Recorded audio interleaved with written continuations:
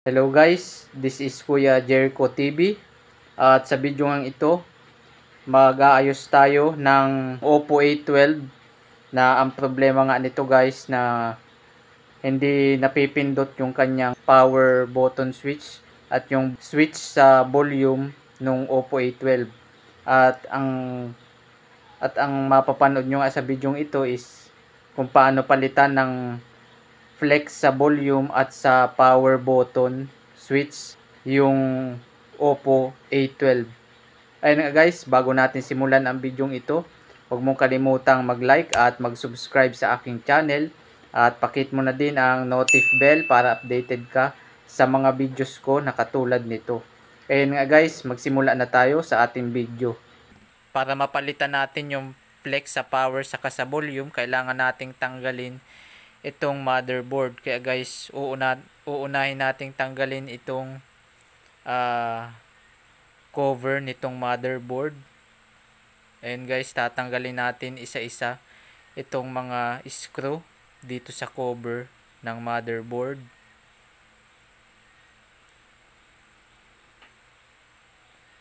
At pagkatanggal natin ng mga screw, dahan-dahanin nating iangat itong cover ng motherboard.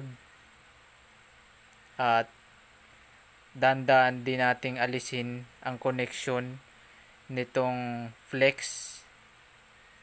nitong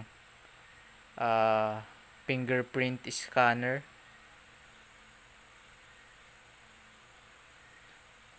At then guys, sunod natin tanggalin itong motherboard. Unahin natin guys itong connection sa battery, tanggalin natin. At saka natin guys tanggalin yung mga ibang connection.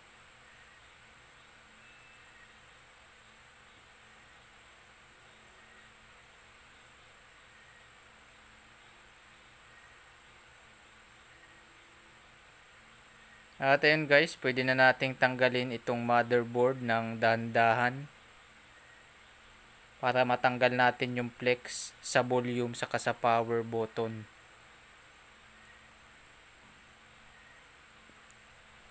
Ito guys, kung makikita ninyo, damage na o sira na yung flex sa volume saka sa power button, kaya hindi siya napipindot o hindi gumagana ang kanyang pindutan sa volume saka sa power button. Totally hindi gumagana kasi guys, corroded na itong kanyang mga flex.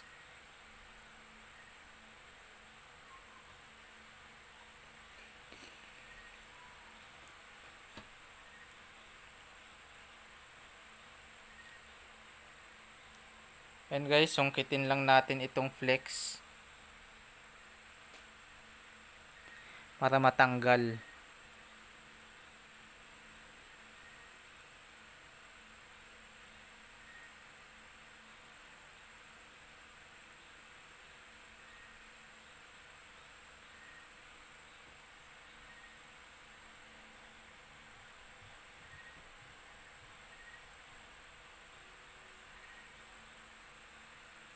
Ayun guys, natanggal na natin itong flex at papalitan na natin siya ng bagong flex.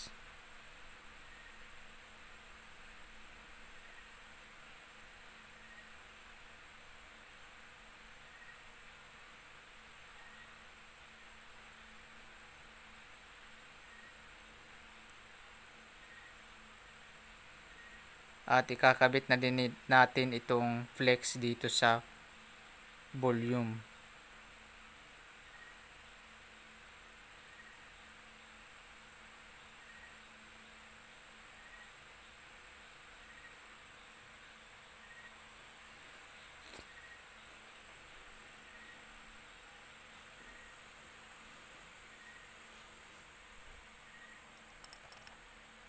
Ayun guys, nailagay na natin yung flex sa power button at sa volume.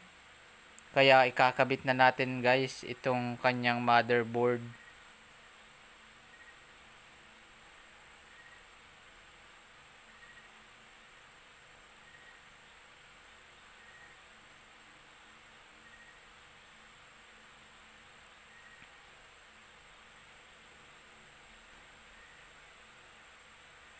And guys, unahin nating ikabit ito.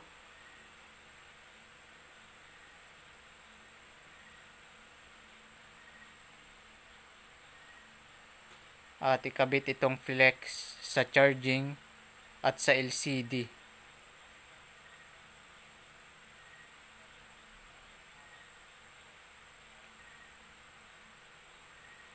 At saka natin guys ikabit itong flex ng battery.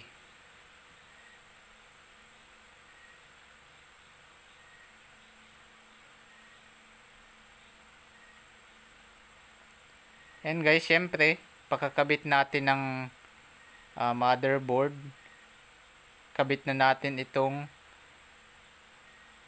kanyang fingerprint scanner at itong cover ng motherboard.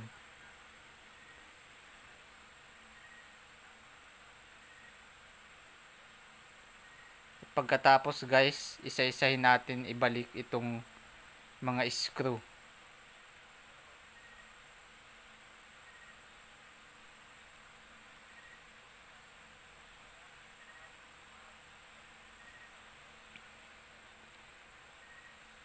Ito guys, cellphone na ito, lowbat ito.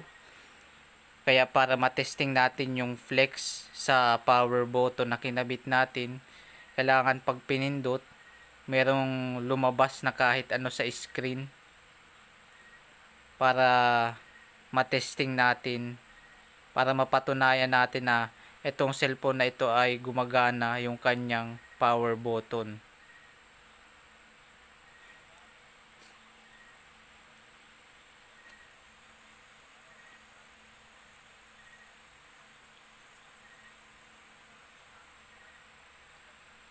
And guys, testingin na natin. Kailangan merong lumabas na kahit ano dito sa screen para malaman natin kung gumagana ang power button. Ayun guys, may lumabas. Yan guys, ganun nga ang ginagawa ko kapag ka yung flex sa volume at sa power button ng Oppo A12 is totally damaged na o wala nang pag-asa na gumana. Pinapalitan ko yun guys, yung flex sa volume at saka sa power button switch para gumana siya ulit guys at magumana yung kanya mga switch.